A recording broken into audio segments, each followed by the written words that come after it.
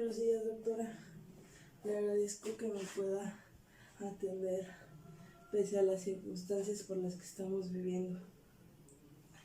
Fíjese que traigo un dolor en esta parte muy intenso, muy intenso. Y de aquí se va hacia acá. De verdad que yo necesito que usted me ayude porque de verdad me siento muy... Además tengo muchas náuseas y muchas ganas de vomitar.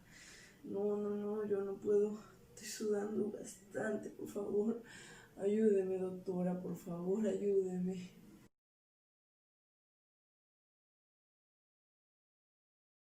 Bien, uniendo todo lo que ahorita yo estoy viendo y lo que usted me está refiriendo, como es que ha tenido náuseas, que ha tenido vómito, que ha tenido mucho dolor en esta parte del abdomen, que es el cuadrante superior derecho, y ahorita que yo estoy notando también sensibilidad en ese punto, y también que ahorita tiene fiebre y que trae su pulso un poquito acelerado, bueno, puedo determinar que es una posible pancreatitis aguda.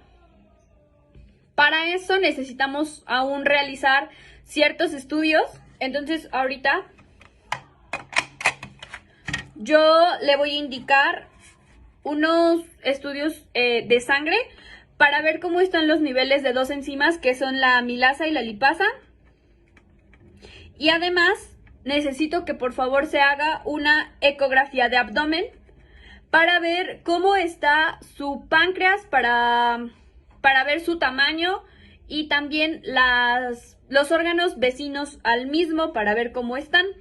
Además necesito que se quede en hospitalización por lo menos 1 o 2 días para ver la evolución de la enfermedad que ahorita usted está presentando, para poder tenerla en observación y poder ayudarla. Después de cuando usted se da de alta, le recomendaría que visite a un gastroenterólogo. Le voy a dar el contacto de uno muy bueno, para que este especialista nos pueda ayudar para confirmar o descartar lo que ahorita yo le estoy diciendo, que es que usted padece una pancreatitis.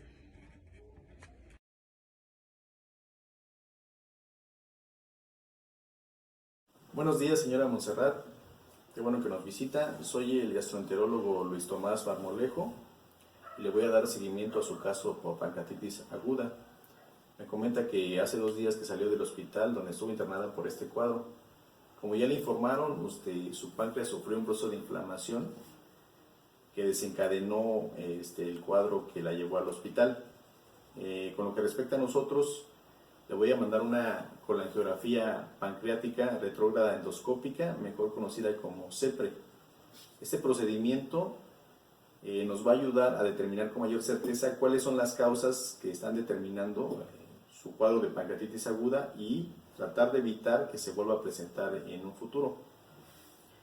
Con respecto a las recomendaciones, como seguramente ya se las hicieron en el hospital, usted tiene que seguir una dieta baja en grasas, no irritantes, no alcohol, no tabaco, para evitar que se vuelva a presentarle este cuadro de pancreatitis aguda. Estos son los datos del cirujano endoscopista que le va a realizar el procedimiento, y una vez que usted lo tenga, regresa conmigo, más o menos nos vemos dentro de una semana para darle seguimiento a su caso.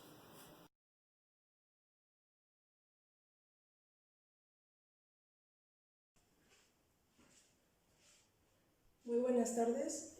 Nosotros somos el equipo número 9, asignados con la patología de pancreatitis. Mi equipo está conformado por mi compañera Celis Castillo Destiny, por mi compañero Marmolejo Cruz Luis Tomás y por una servidora María Jaimes Miriam Montserrat. Antes de entrar en tema, queremos recordar un poco de lo que es la anatomía, la función y la ubicación del páncreas, que es el órgano afectado en esta patología. Pues vamos a recordar su localización. Vamos a tener que el páncreas es una glándula que mide alrededor de 6 pulgadas.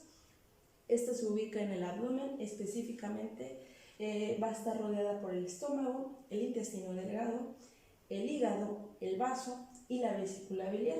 Como dato curioso, tiene forma de pera aplanada, como se puede observar aquí y como se puede observar de este lado. Vamos a ver un poco de su anatomía y vamos a tener que el lado derecho del órgano, esta que se ve aquí, se va a llamar y denominar cabeza del páncreas. Esta parte va a ser la más ancha y justo se va a encontrar en la curvatura del duodeno. Como ya sabemos, es la primera porción del intestino delgado. La parte cónica, que es la parte izquierda, que se conoce como cuerpo del páncreas, y se va a extender un poco hacia arriba y en su final se le va a llamar cola del páncreas y termina cerca del vaso. Bueno, su función, como ya les había comentado, la función del páncreas, por ser del sistema digestivo, va a tener una función digestiva, y por ser una glándula que segrega hormonas, va a tener una función hormonal. Y aquí les explico estas dos funciones. Pues vamos a tener que las enzimas que secreta la glándula exócrina del páncreas van a ayudar a descomponer los carbohidratos, grasas, proteínas y ácidos. Entonces, todo lo que ingerimos, esto lo va a ayudar a degradar. Estas enzimas van a bajar por el conducto pancreático hasta el conducto colédoco. En estado inactivo, ¿a qué se refiere eso? A que durante el transcurso las enzimas no están haciendo su función, solo están siendo transportadas. Y cuando entran al duodeno se van a activar. El tejido exócrino también secreta un bicarbonato para ayudar a neutralizar el ácido del estómago, que es bastante fuerte. Y su función hormonal va a segregar dos hormonas importantísimos, que son la insulina y el glucagón. Como sabemos, como médicos, es de alto impacto saber este dato debido a las enfermedades crónico-degenerativas que pueden causar si esto no se lleva a cabo de manera correcta, como son la diabetes. Y pues solo para concluir mi parte, tenemos que la pancreatitis es la inflamación del páncreas, como su nombre lo dice. Ocurre cuando las enzimas pancreáticas, que se acuerdan que yo les había comentado que pasan de manera inactiva, bueno, esto va a ocurrir cuando esas enzimas no se van a activar antes de lo deseado y de lo planeado. Por ende, va a ocurrir la inflamación del páncreas. Vamos a tener que la pancreatitis se divida en aguda y en crónica. La pancreatitis aguda es un cuadro en el cual se presenta lesión e inflamación en las células pancreáticas como consecuencia de la activación de enzimas pancreáticas que originalmente están ahí en el páncreas, pero en forma de proenzimas. Hay diferentes etiologías para el cuadro de pancreatitis aguda. Entre las más comunes encontramos el consumo de alcohol, la colelitiasis, pero también podemos encontrar otras etiologías como el consumo de fármacos, algunos inmunosupresores como azatioprina o 6-mercaptopurina, el tabaco, el etanol. Hay etiologías metabólicas como la hipertrigliceridemia o la hipercalcemia, traumatismos posoperatorios principalmente, obstrucción del conducto pancreático por estenosis o por un problema del desarrollo embrionario como el páncreas dividido, adenomas o adenocarcinomas, infecciones por diferentes agentes como el citomegalovirus, la rubiola, el Coxsackie B, también genéticos, predisposiciones genéticas, mutaciones puntuales en determinados genes, una pancreatitis autoinmunitaria o una pancreatitis idiopática. La patogenia. Los mecanismos de la pancreatitis aguda comprenden la exposición a posibles desencadenantes y polimorfismos genéticos. Es decir, hay una predisposición por parte de los pacientes que presentan este cuadro a padecer, una predisposición genética a padecer este tipo de cuadros. Como mencioné, la pancreatitis aguda se caracteriza por la activación prematura de enzimas pancreáticas digestivas dentro del páncreas, que están ahí en forma de proenzimas, pero una vez que estas son activadas dentro del mismo páncreas, desencadenan un cuadro inflamatorio en el tejido pancreático que en última instancia puede llevar a lesión y a muerte celular, características de la pancreatitis aguda en los cuadros más agravados de esta patología. Presento un esquema de la patogenia a través de 3 vías que podemos observar: obstrucción del conducto pancreático, recordemos, el conducto de Wirsum del páncreas, que desencadena en la papila duodenal.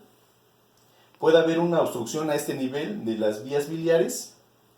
Con respecto a las vías biliares, por ejemplo, en el caso de una colelitiasis, o una estenosis o un páncreas dividido, en donde el conducto de Wirsum es independiente del conducto accesorio de Santorini, y el conducto de Santorini, que es más pequeño, se convierte en el conducto de excreción principal. Tenemos ahí una estenosis. Entonces, tenemos también una patogenia a nivel de la lesión de células acinares por diferentes sustancias como el alcohol, fármacos, virus, traumatismos, o defectos en el transporte intracelular, sobre todo de tipo metabólico. Cualquiera de estas vías produce lesión a nivel de las células acinares, pero al mismo tiempo activa las enzimas pancreáticas. Una de las principales es la tripsina, el tripsinógeno que activa la tripsina, y esto desencadena una serie de cuadros como edema, inflamación, proteólisis, anecrosis o hemorragias. Aquí en este otro cuadro también presento también una patogenia a partir de la activación del tripsinógeno, que va desencadenando una serie de reacciones como la activación de la lipasa, que puede llevar a necrosis de la grasa, el daño a células acinares pancreáticas, factores causales, la activación sinasa calicreína, edema e inflamación, activación de la fosfolipasa A2, necrosis o coagulación, activación de la elastasa, daño vascular hemorrágico, activación de quimotripsina, daño vascular edematoso. En un cuadro más agravado podemos encontrar hipotensión o incluso un cuadro de un síndrome de respuesta inflamatoria sistémica. Las manifestaciones clínicas. Las manifestaciones clínicas más comunes en el cuadro de pancreatitis aguda son dolor abdominal, localizado en epigastrio con irradiación a menudo a la parte de la espalda, en la parte superior izquierda.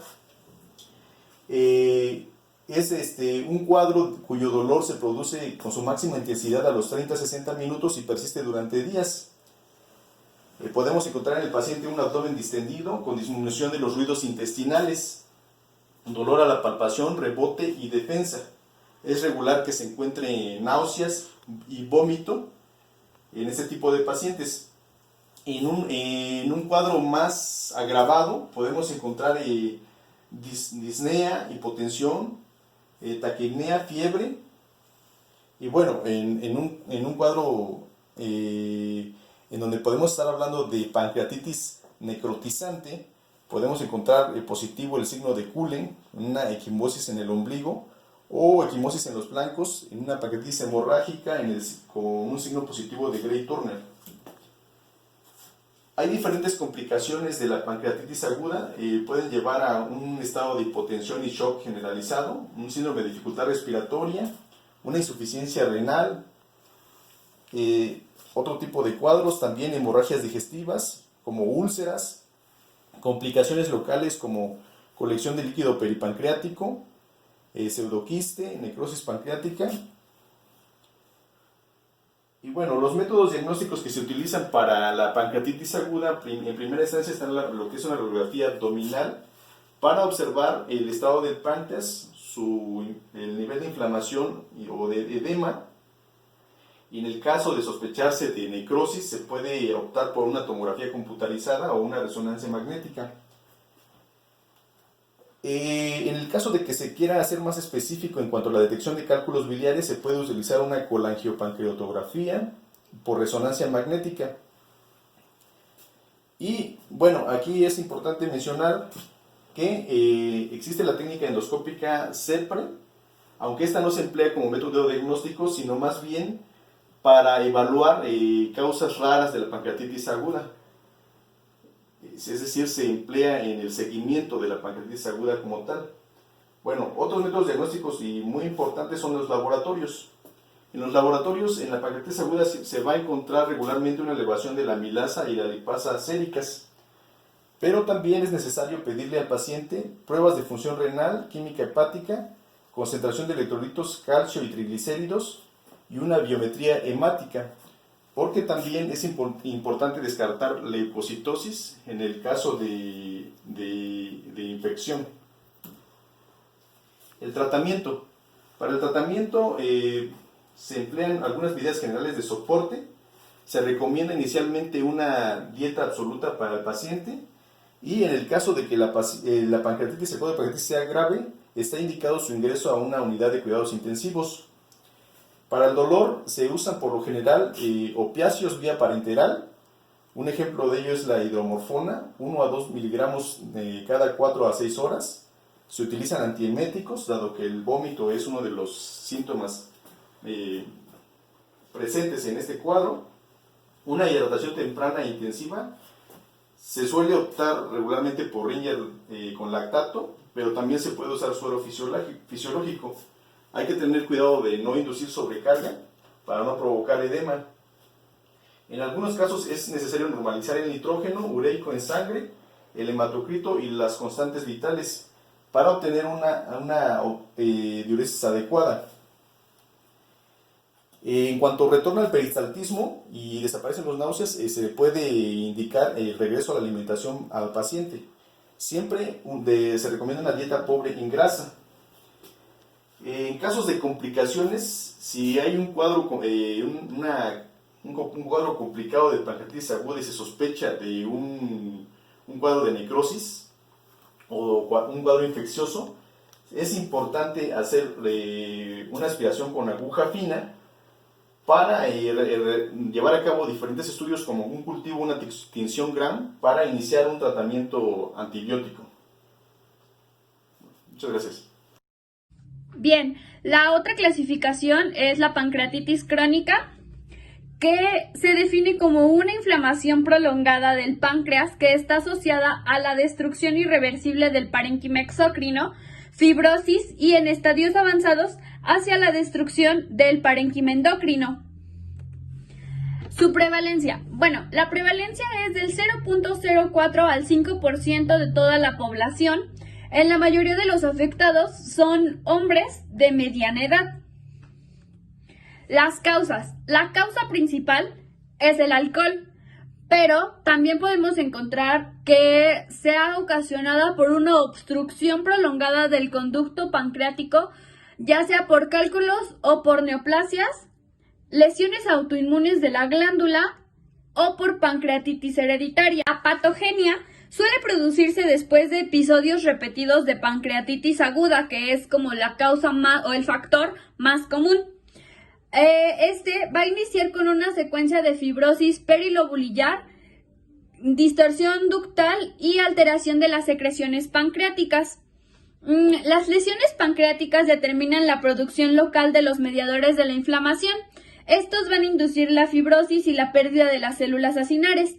Estos mediadores se encuentran tanto en la pancreatitis aguda como en la crónica. La diferencia es que en la pancreatitis crónica predominan los factores fibrogénicos. Las características clínicas, la principal es el dolor.